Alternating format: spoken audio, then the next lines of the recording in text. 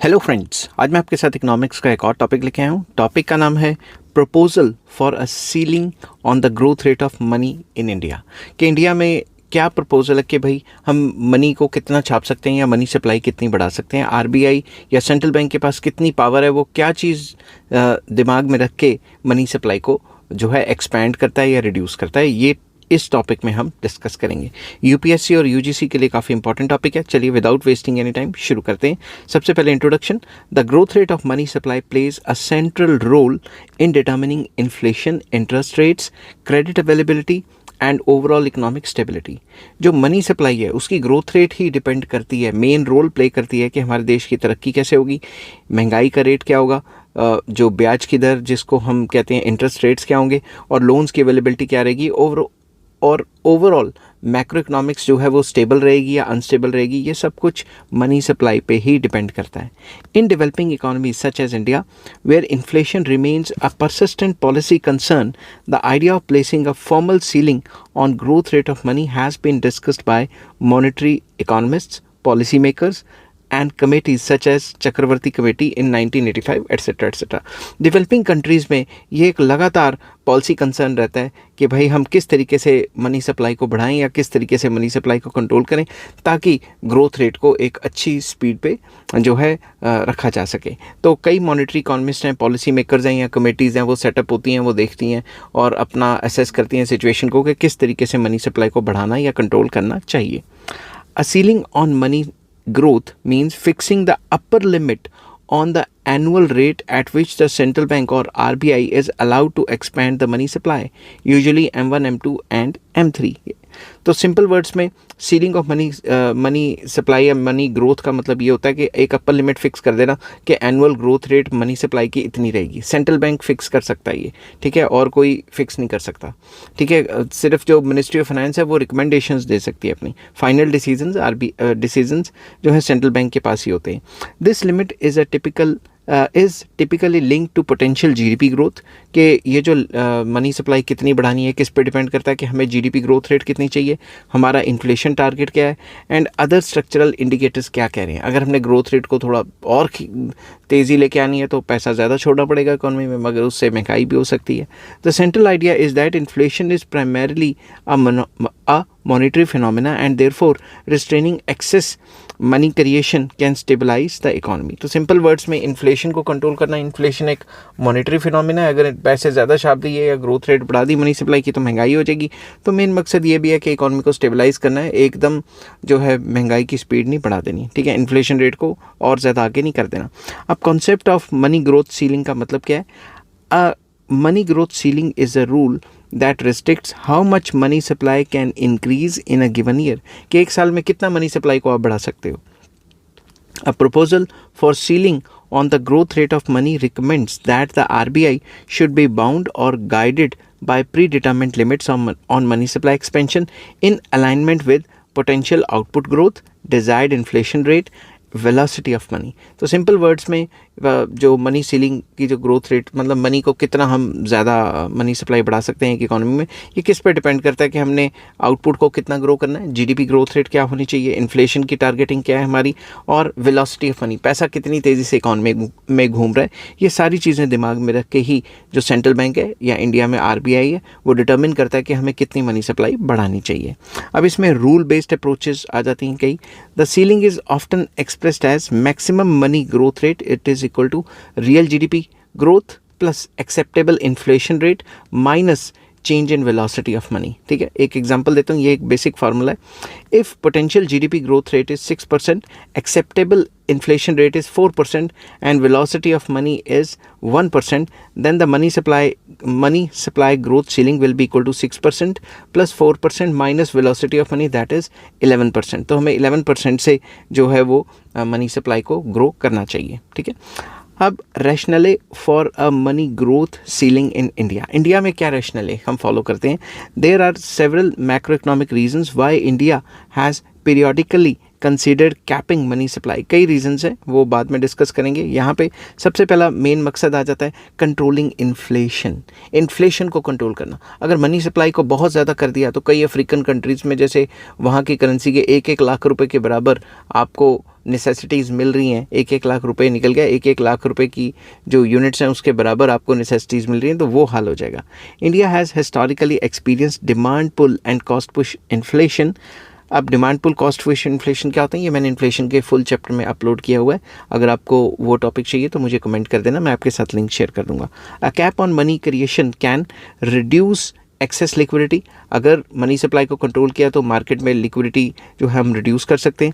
कर्ब speculative and non productive credit, तो कई लोग लोन्स ले लेते हैं स्पेकुलेटिव मोटिव के लिए या फिर नॉन प्रोडक्टिव एक्टिविटीज़ के लिए, उसको जो है कंट्रोल कर सकते हैं। एंकर इन्फ्लेशन एक्सपेक्टेशंस, जो भी हमारी इन्फ्लेशन एक्सपेक्टेशंस है उनको कंट्रोल कर सकते हैं। तो फालतू का पैसा इकॉनमी में मत छोड़ें, मतलब छोड़ना नहीं चाहिए, ताकि मनी सप्लाई बढ़ेगी तो महंगाई होगी। Next, ensuring monetary discipline, very important. Governments in developing economies often pressure central banks to finance deficits through money creation. जो डेवलपिंग कंट्रीज़ होती हैं उसमें जो सरकारें हैं, जो गवर्नमेंट्स हैं, वो फोर्स करती हैं सेंट्रल बैंक्स को कि भाई जो भी हमारा डेफिसिट हुआ है, बजट डेफिसिट हुआ है, उसको आप पूरा करने के लिए आरबीआई से जो है लोन वगैरह ले लेते हैं या आरबीआई के जितने भी प्रॉफिट्स हैं वो ले लेते हैं। ऐसा भी नहीं करना चाहिए, ठीक है। A ceiling on money growth prevents fiscal dominance over monetary policy, ठीक है। तो जो मॉनेटरी पॉलिसी की जो डोमिनेंस है उसको बरकरार रखेगी, जो फिस्कल पॉलिसी की डोमिनेंस है उसको जो है साइड पे कर देगी, क्योंकि फिस्कल पॉलिसी के हिसाब से तो सरकारें बहुत ज़्यादा खर्चा करती हैं, उससे मनी सप्लाई बढ़ेगी तो महंगाई आ जाएगी। तो अगर हम मनी की ग्रोथ पे सीलिंग लगा देते हैं तो इससे फिस्कल पॉलिसी की जो डोमिनेंस है वो कम होती है मॉनेटरी पॉलिसी के मुकाबले में। Forces the government to rely on market based borrowing, तो गवर्नमेंट को कहती है कि भाई अगर तुम्हें नुकसान हुआ तो मार्केट से कर्जा उठा लो, ठीक है।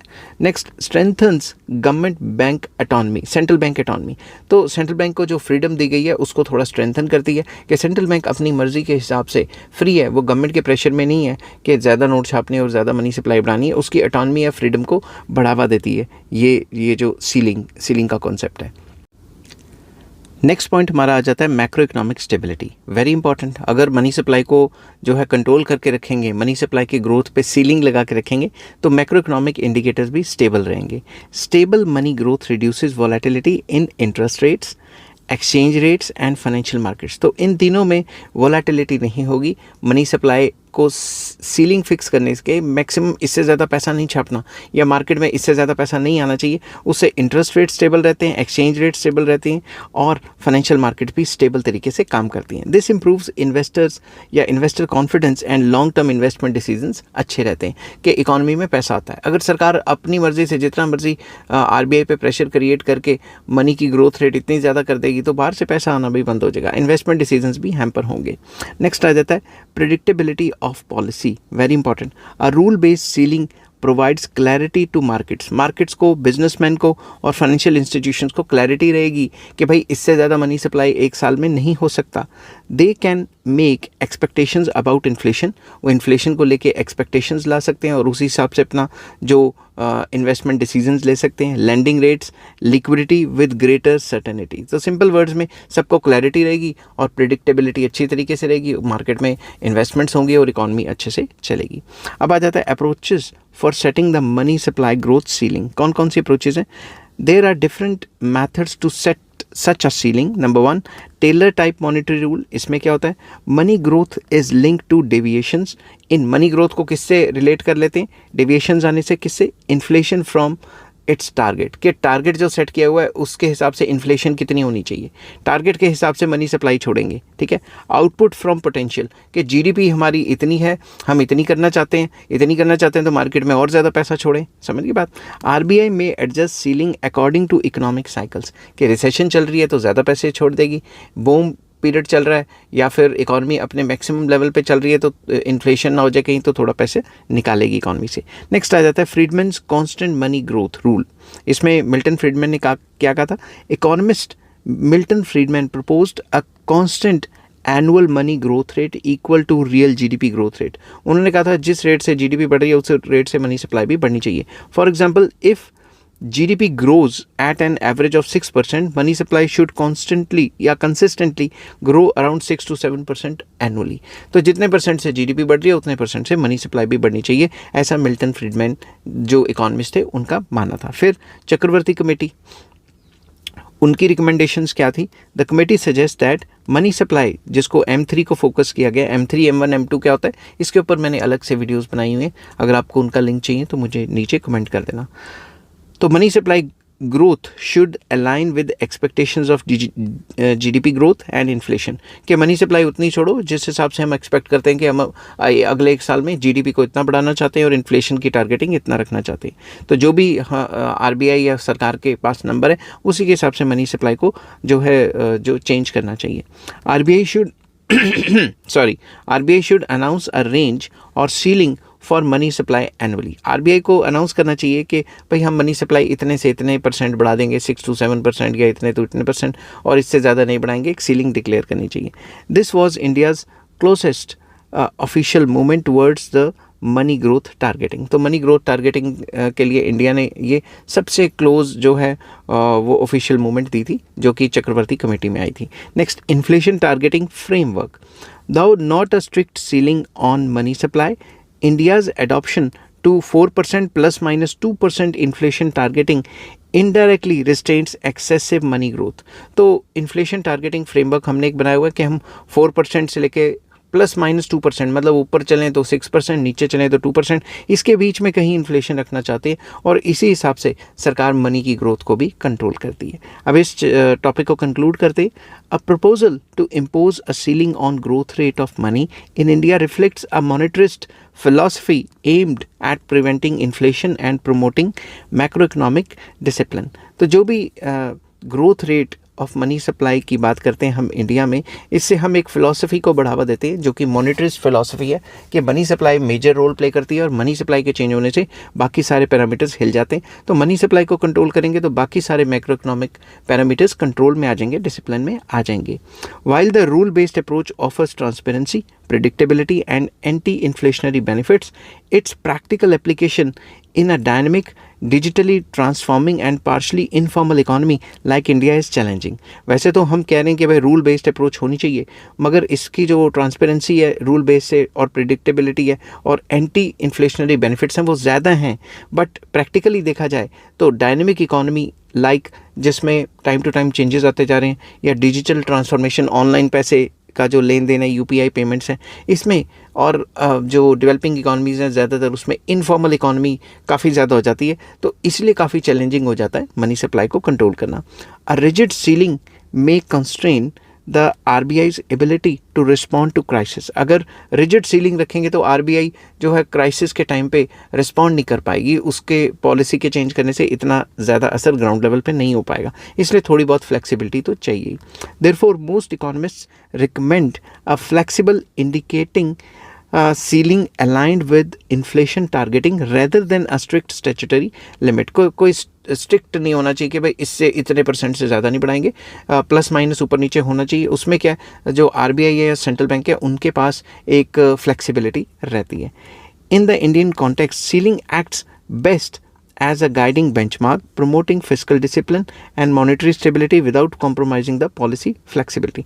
इंडिया के कॉन्टेक्स्ट में देखा जाए तो सीलिंग होनी चाहिए, ये एक बेंचमार्क क्रिएट करती है, गाइड करती है सेंट्रल बैंकों के, इससे ज़्यादा हमने पैसा नहीं छोड़ना इकोनॉमी में, इतना मनी सप्लाई होना चाहिए। और जो फिस्कल डिसिप्लिन बना के रखती है कि सरकार अपनी मनमर्जी से बजट में घाटे ना करती रहे, और घाटे को पूरा करने के लिए या तो सेंट्रल बैंक को कहती है कि भाई तुम मुझे जो है लोन्स प्रोवाइड करा के दो, या सेंट्रल बैंक से पैसा रिलीज़ करती है, तो उससे मनी सप्लाई इकोनॉमी में बढ़ेगी और इन्फ्लेशन होगी। उसको कंट्रोल करने के लिए एक सिस्टम होना चाहिए कि मनी सप्लाई इससे ज़्यादा इकोनॉमी में ना आए।